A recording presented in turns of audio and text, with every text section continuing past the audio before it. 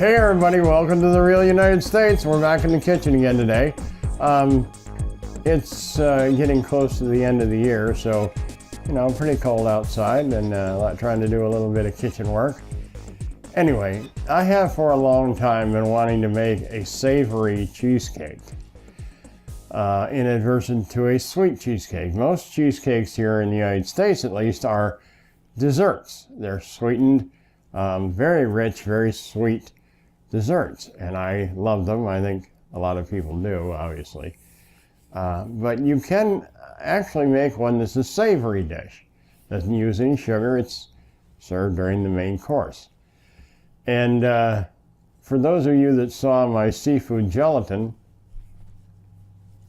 you know that my mind kind of works like this. So anyway, I'm going to do a very similar sort of thing. Now I'm going to put a link in the description down below to the original recipe. This is not my recipe. All right, this one actually is taken from Alton Brown on Food TV, Food Network, and modified to accommodate my palate. I have some difficulty chewing, hard crackery bread kind of things. So I have to make a lot of things altered a little bit to accommodate that. If you want, you can just follow the recipe. I also, instead of using, the recipe calls for 6 ounces of smoked trout. And it sounds delicious. I don't happen to have smoked trout or access to smoked trout, but what I do have access to is shrimp, because they're ubiquitous. You can find them in virtually every grocery store in America, and the small salad shrimp like this are relatively cheap. So instead of the 6 ounces of smoked trout, I'm going to use 8 ounces of shrimp that are all cooked and deveined and all that. And instead of the chives that he adds to in his recipe, he calls for smoked trout and chives, for seasoning, I'm going to use a teaspoon of Old Bay seafood seasoning, and that ought to give us, I think, a nice effect. So, spoiler alert. If you're seeing this video, this worked.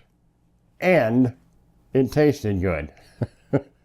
If you're not seeing this video, well, it means it went into the cyber trash because I screwed up. But if you're seeing it, everything worked out. So, according to his recipe, we take 24 ounces of cream cheese, okay, which is 3 8-ounce blocks. And my lovely assistant has been nice enough to get them out for me. And we're going to add those to our mixing bowl. 24 ounces of cream cheese. Just, I don't know, it's relatively soft, but not softened in any way. Okay. To that, we are going to add 3 tablespoons of cornstarch. There we go. 1 teaspoon of salt, in this case, pink Himalayan salt. And 4 ounces of sour cream, which is a 1/2 cup.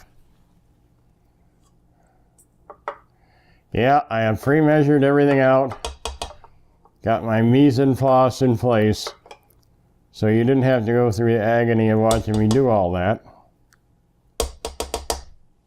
All right, now, additionally, I am at this point going to add the Old Bay. And in a way, I wish I hadn't used Old Bay because it's hard for me to say. I gotta put the paddle on, it works better that way.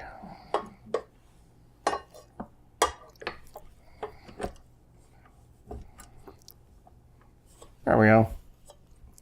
Not used to doing this sideways for the camera, but okay, I'm gonna mix that up. This is supposed to make a batter, I don't know. I don't know if that's enough sour cream to really make a batter, but we're gonna try.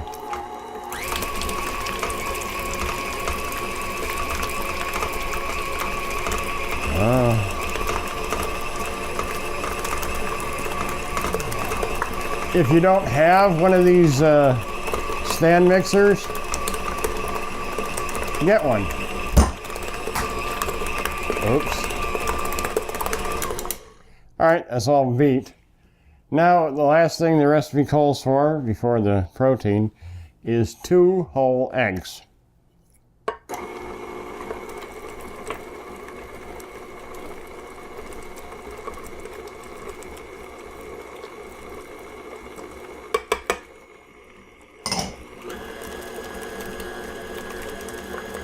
The eggs, the protein in the eggs, the long strand proteins are what's going to hold this all together when it bakes. Okay? So I got my oven already preheated. Surprisingly enough, it only calls for a 250-degree oven, and you're going to bake this for 1 hour and shut it off, but leave it in the oven without opening it for an additional hour. Okay? Then you're going to take it out after that 2 hours, and you're going to cool it for 4 hours. That's what the recipe calls for. Okay, I recovered and cleaned my wayward spatula that went on the floor. I didn't just pick it up and use it, just so you know.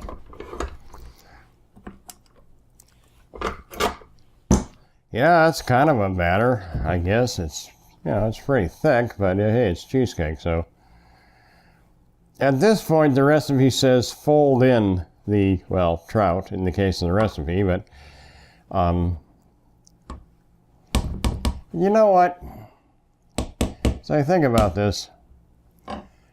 While I can chew the shrimp, I'd rather not.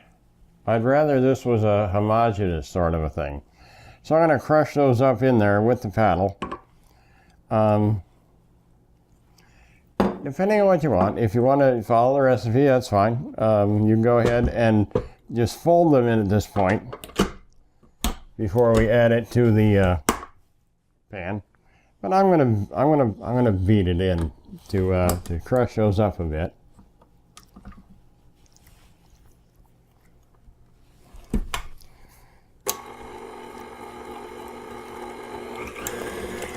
And yes, I suppose it does suck for Beverly having to live with me because she's got to eat it this way too, but you know, unfortunately, I just can't get things down. It sucks, but it beats being dead. I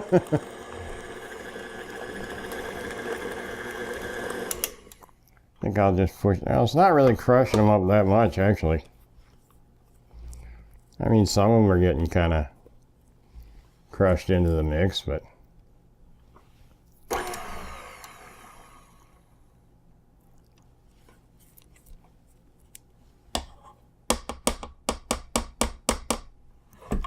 looks good.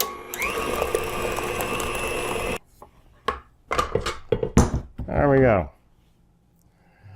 Now, again, the recipe calls for a crust, and not a graham cracker crumb crust like you would have on a sweet cheesecake, but a crust made from bagel chips that is everything crushed down, and then you mix those with the butter and make a crust, and you blind bake.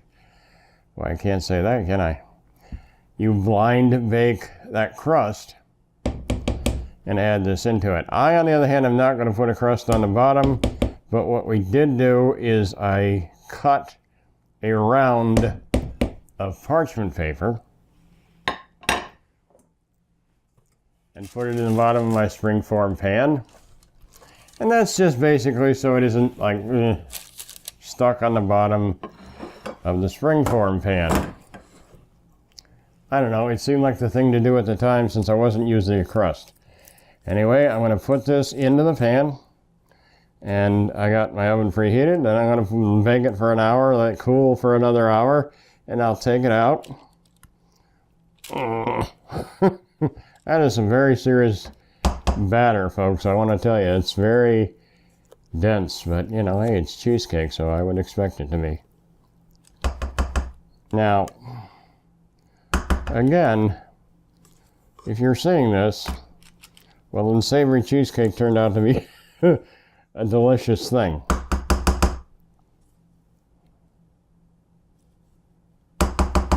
Yeah, close enough. I just gotta push it down into my pan, kind of get it evened out a little bit.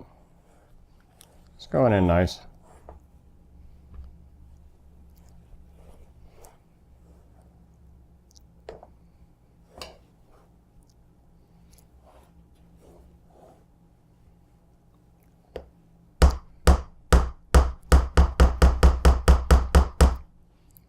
Should I? Sure, why not? How bad can it be?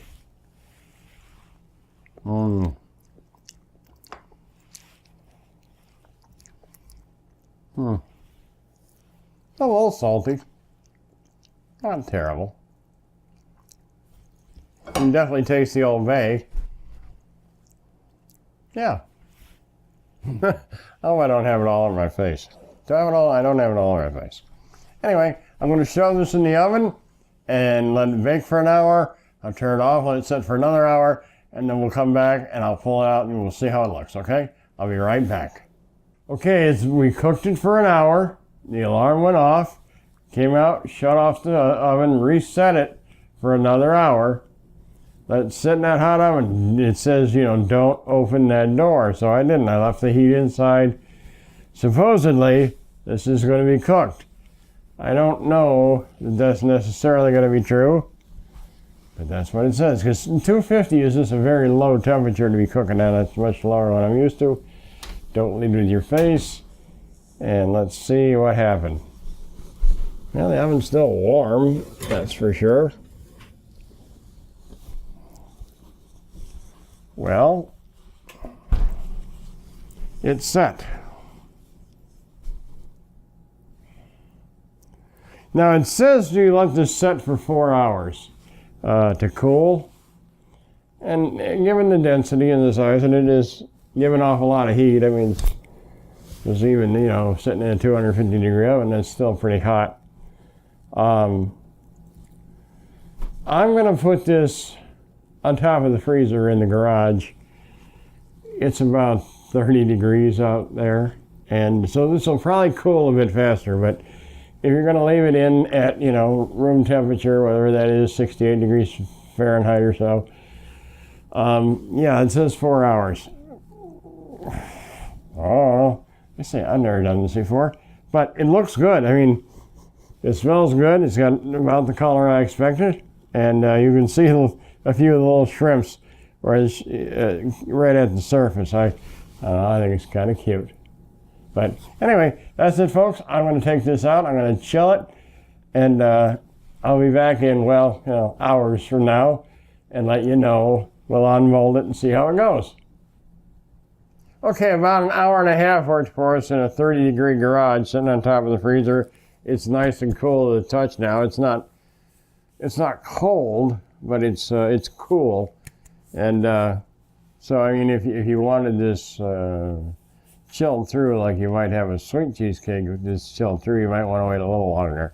But it's you know, it's cool to the touch. So, and I'm hungry, so we're gonna have it now. I don't have to worry too much about separating it from the edge of the pan with a knife. As you can see, it shrank a little bit when it cooled. So in theory, all I got to do is pop it loose and from the bottom. Let's go ahead and take a look.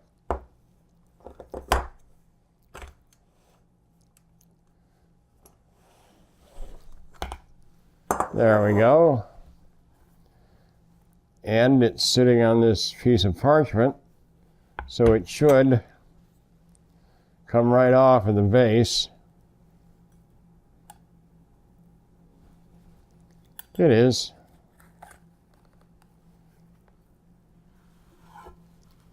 There. What I didn't show you is I put it on my very cool Michigan-shaped maple cutting board. But anyway, I don't know. I just thought it was cute. So we're going to cut it, and I'm going to try it. Here goes nothing. Well, it feels nice and creamy.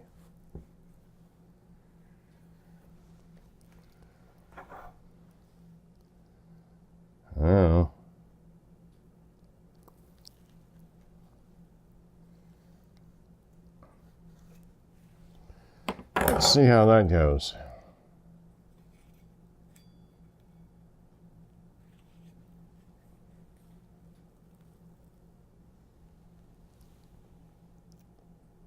Looks nice. It's holding together well. So it's got a very creamy feel about it. And it's holding together well. It didn't fall apart or anything. Huh. Now here's the tough part for me. And that's trying to get a piece in my mouth. So.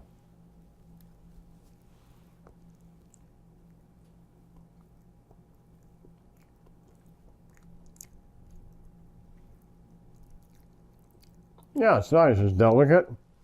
Nice shrimp flavor has worked through the cream cheese there. Very creamy. Sorry about that, folks. I leak.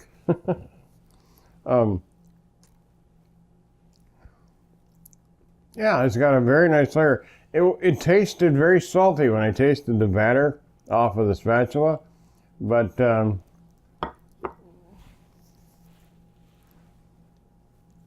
better? Yep. But it doesn't seem quite as salty now that it's baked. Like I said, it's got a nice delicate shrimp flavor, but you can taste the shrimp nice and thoroughly. So 8 ounces seem to work very well. The Old Bay is you can taste it, but it's not overbearing. So we chose right in that in our alteration. Yeah, it's delicious. So you must be seeing this video. It worked. Nobody's more surprised than me. So, savory cheesecake. Now, folks, you can do that with whatever protein. I mean, I know the eggs are a protein. In fact, eggs are a perfect protein. But you can do that with any protein you want. I don't know if canned tuna would taste all that good, but I don't think it would taste all that bad. You're going to want to adjust seasonings. But you can do this with, shrimp or canned crab or fresh crab or lobster or, hell, I suppose you can do it with chicken or beef or whatever. Pork. About half a pound of your protein, seasoned the way you like, added to the base, and baked. I think that would be very nice. I mean, I think you could make you could probably make a hamburger cheesecake and be just fine. Maybe someday I'll do a whole bunch of different ones, over time and, video it and put it all together. That'd be kind of cool. I don't know, but it's a very neat idea, and I like it. So I hope you enjoyed this. And let me know what you think. I'm sure this probably seems pretty weird, disgusting to some of you out there, and that's fine. Taste is a very personal thing. I happen to like it. I think Beverly's going to like it. But let me know what you think in the comment section down below. I love hearing from all of you. I try to get back to everybody I can. If you're new here, well, welcome. Hey, please consider picking subscribe to come along for the adventure, because we've got lots more to show you. And as always, folks, well, thank you for watching.